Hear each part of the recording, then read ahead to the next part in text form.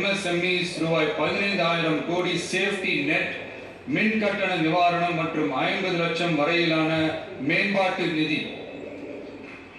அனைத்து பகுதிகளிலும் முழுமையான வளர்ச்சியை உறுதி செய்ய ஒவ்வொரு மாவட்டத்திற்கும் பிரத்யேகமான ஒரு மாஸ்டர் பிளான்.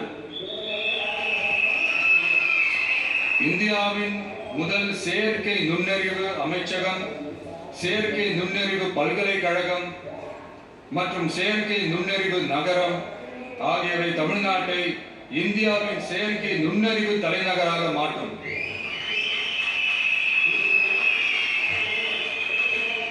அனைத்து முதலீட்டாளர்களாலும் மிகவும் விரும்பப்படும் முதலீட்டு இடமாக தமிழ்நாடு மாறும்.